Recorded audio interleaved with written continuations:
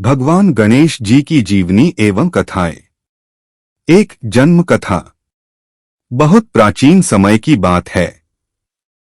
कैलाश पर्वत पर माता पार्वती एक बार स्नान करने जा रही थीं। उन्होंने अपने शरीर पर चंदन और उपटन लगाया और उसी उपटन से मिट्टी का एक सुंदर बालक बनाया। उसमें प्राण फूंककर उन्होंने उसे अपना पुत्र मान लिया। माता ने कहा, बेटा, मैं स्नान करने जा रही हूं। जब तक मैं बाहर न आऊं तुम किसी को भी अंदर मत आने देना। तभी भगवान शिव वहां पहुंचे और स्नानागार में प्रवेश करना चाहा। गणेश जी ने माता का आदेश मानते हुए उन्हें रोक दिया। शिव जी को क्रोध आया और उन्होंने अपने त्रिशूल से उस बालक का सिर काट दिया। जब माता पार्वती बाहर आईं और यह देखा तो वे विलाप करने लगीं। तब देवताओं और ऋषियों के समझाने पर भगवान शिव ने उत्तर दिशा की ओर जा रहे पहले जीव हाथी का सिर लाकर गणेश जी के शरीर से जोड़ दिया और उन्हें पुनर्जीवित कर दिया। इस प्रकार गणेश जी का जन्म हुआ और वे गजानन कहलाए। 2. प्रथम पूज्य बनने की कथा। एक बार देवताओं ने विचार किया कि किसे सबसे पहले पूजा जाए। सभी देवता भगवान शिव के पास पहुंचे। शिव जी ने कहा, जो पृथ्वी का सबसे पहले प्रदक्षिणा करेगा वही प्रथम पूज्य होगा। देवता अपने अपने वाहन लेकर तुरंत यात्रा पर निकल पड़े। लेकिन गणेश जी का वाहन मूषक था। वे यात्रा नहीं कर सकते थे। तब गणेश जी ने बुद्धि का प्रयोग किया। उन्होंने माता पिता शिव और पार्वती को प्रणाम किया और उनकी परिक्रमा की। गणेश जी ने कहा, माता पिता ही संपूर्ण जगत हैं। उनकी परिक्रमा करना ही पूरे ब्रह्मांड की परिक्रमा के समान है। यह सुनकर सभी देवता अचंभित हो गए।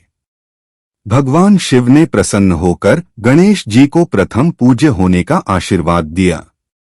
3. एकदंत बनने की कथा। एक बार परशुराम जी भगवान शिव से मिलने कैलाश पर्वत पहुंचे। उस समय भगवान शिव विश्राम कर रहे थे और गणेश जी द्वारपाल बने थे। परशुराम जी अंदर जाना चाहते थे, लेकिन गणेश जी ने उन्हें रोक दिया। विवाद बढ़ा और युद्ध होने लगा। परशुराम ने क्रोध में आकर अपना परशु फरसा गणेश जी पर फेंका। गणेश जी भगवान शिव का शस्त्र होने के कारण उसका सम्मान करते थे। उन्होंने वार को सहन किया और उनका एक दांत टूट गया। तभी से वे एकदंत कहलाए। 4. गणेश और वेदव्यास। महाभारत रचना की कथा में भी गणेश जी की भूमिका है। जब महर्षि वेदव्यास ने महाभारत की रचना करनी चाही तो उन्होंने गणेश जी को लेखक बनाया। गणेश जी ने शर्त रखी, आप बिना रुके बोलते रहेंगे, मैं लिखता जाऊंगा। वेदव्यास जी ने कहा, ठीक है, लेकिन आप लिखने से पहले हर श्लोक का अर्थ समझेंगे। इस प्रकार जब जब वेदव्यास जी विश्राम चाहते वे कठिन श्लोक बोल देते ताकि गणेश जी उसका अर्थ सोचते रहें और वे थोड़ा विश्राम कर सकें। इस तरह महाभारत की रचना संपन्न हुई। 5. स्वरूप और प्रतीक। हाथी का मुख विशाल बुद्धि और दूरदर्शिता का प्रतीक।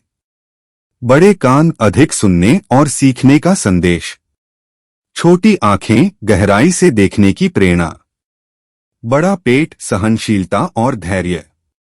मूषक वाहन अहंकार पर विजय और विनम्रता। मोदक प्रिय प्रसन्नता और मिठास का प्रतीक। 6. प्रमुख त्योहार गणेश चतुर्थी। भाद्रपद शुक्ल चतुर्थी को गणेश जी का जन्मोत्सव धूमधाम से मनाया जाता है। महाराष्ट्र, गुजरात और दक्षिण भारत में यह त्योहार विशेष रूप से प्रसिद्ध है। लोग गणपति की मूर्तियां घर और पंडालों में स्थापित करते हैं, पूजा अर्चना करते हैं और अंत में विसर्जन किया जाता है।